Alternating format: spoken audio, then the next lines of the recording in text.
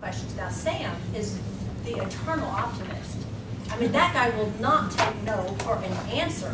So, and he never gets tired. And he goes all over the world and jumps in and out of things and everything, and he's not worn down by this. I mean, it's a great children's book. So the second column, number 2, would be Sam. And then you would list all the things that you learn about him and try to be as descriptive as possible. In the Horton Hatcher CA, we had Horton, who was a sweet old elephant, good old guy, you know, somebody you can depend on, kind of can be taken advantage of, all right, makes a promise, thinks the girl's going to be right back, sits on the egg, and gets totally, you know, taken to the cleaners for the rest of the pages. And so, but the thing is that he has some type of intestinal fortitude. He made a promise, and he doesn't like his situation anymore because he's sitting in the rain and the sleet and all that other kind of stuff. He doesn't like it. He's stuck on that desk, but he made a promise that he's going to keep it, and he's faithful. And that's, you know, an elephant's faithful, 100%. All right. So you can list all the things you learn about him. Then you list all the things about Maisie, the lazy bird. And she's a party girl, and she does not like domestic duties, and she is ready to go play, and she's tired, and she's a complainer, and she's spoiled, and she's totally, it's all about me, and all this, and incredibly selfish. And so she's kind of like a mini villain at the beginning, and then she shows up at the end. On Brady and Elizabeth's Cheaper by the Dozen, you have the father, who is an incredible visionary, an incredible inventor, very proud, very boisterous. He's really fun, but he wants everybody to totally agree with what he's doing and think his ideas are great, and he thinks all of his ideas are great. And so, and if anybody's interrupting him, he doesn't want to have any part of that because this is his idea, this is where we're going, and don't confuse me with the facts, you know. Whereas the mother is doing damage control all the time and trying to make sure that the kids are happy and trying to agree with him, and then kind of, you know, letting him know that he's off course, but she's not going to come out and out and let him have it, you know. So you have all these dynamics with these different characters. So that's what I would recommend that you guys do after today, is if you get a book that you like, that you analyze your characters, you get an idea of what these characters are about. If you have more than 4 characters, that's fine. You can copy that page, and then you can just write down those characters. If they're real incidental characters that just pop in and say 2 lines, like all of the kids in Cheaper by the Dozen, there are a few that just said a line or 2.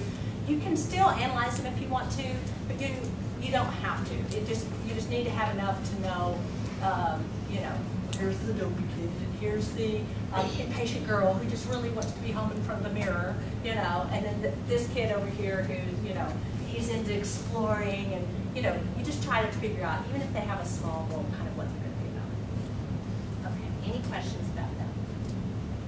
No, that's not it.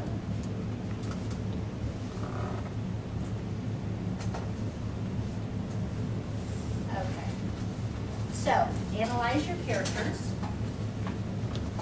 and ask what some of these are just more questions. You know, what do they like? What are their backgrounds? What are their issues? What are their physical characteristics, and how do they relate to this situation to other characters? So just ask yourself those questions as you analyze them.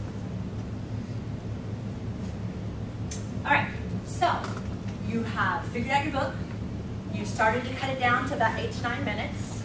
You're analyzing, does this story have a beginning, middle, and end?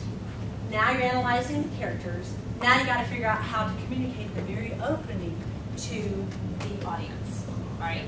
And this is the thing that is going to be important because it creates quite an impression. You want to make a good impression, something that's memorable, as opposed to something that's kind of dry and then you just kind of move into it. You want it to become interesting. So we're going to talk about the different ways to write an intro for your interps. This is the most common way that I have seen that people do it. It doesn't mean you absolutely have to do this, but this is the most common way. First, you get the audience's attention. What lots of people will do is they'll put in what's called a teaser. Okay? What that is just a piece of the book. And they'll act something out for a little bit just to kind of hook you. And then they'll talk about the book and introduce the book and its title. which is the intro, and then announcing the title and the author. That's the most common way most people do it. Some people do not put in a teaser. They just kind of prepare people for what's ahead. In 1944, in World War II, in France, there was this situation, blah, blah, blah, blah, blah. And, then they announce the title and author. So the audience has been given a background, and then the title and author. This is required, by the way. And then they go into the intro. But what's really, really common is the teaser. So if it's dramatic, you could do it, you could even take a part that is later in the book, and you can repeat that part later. So it could be, let's say, the miracle worker or whatever. You could, there's a deal where, I'm trying to remember exactly how it went, but Anne Sullivan had a brother, and they were both in the asylum because they were orphans and they had disabilities and so forth. And the little boy died, and he had physical issues too beforehand. And so he's crying at the beginning, Annie, it hurts, and so forth. And she's basically thinking back to that time. And then in the intro, she kind of gives a little bit of the story, and here's what's happened in her background and so forth. And then announces the title and author, and then goes into the piece. And in the piece, she has flashbacks. So she's working with Helen Keller, and then she turns around and has a flashback about she and her little brother when they were little. And then she goes to the present day, and then she interprets more, and then she has a flashback. And so there's this little thread of a theme throughout. You can do that if you want to. You don't have to do it that way. But that is one way to do it, and it's really, very effective.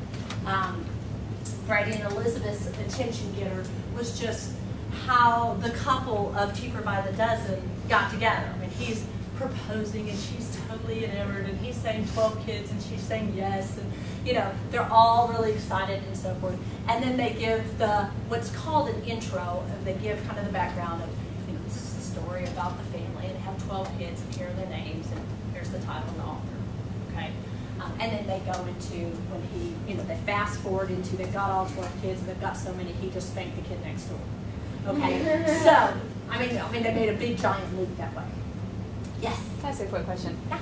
I know we have X amount of words that we can use of our own ad lib. Can we make any of those in character, or can they only be assigned to a narrator position? It's controversial because they changed something in the rules where they didn't want your intro to be, your intro to be in the character of the author, because the author would not have written that. Okay. Do you see what I'm saying? Yes. I've seen some people kind of play around with that. I would just step back from the line and just narrate the intro. Okay. And actually that kind of brings me to something. People get tripped up by the word intro in this league, because when you and I think of an intro, we're thinking of like an essay where the very first paragraph is the intro, and then you have your points, and then you have your conclusion. But it's not like that. In the NCFCA, the intro is your own original words where you may describe the piece or what has happened in the piece, and then you can put your title and author right there. Okay? So a lot of people do a teaser, here's your original words with title and author, and then the rest of your piece. Okay? So it's kind of a tricky word, but.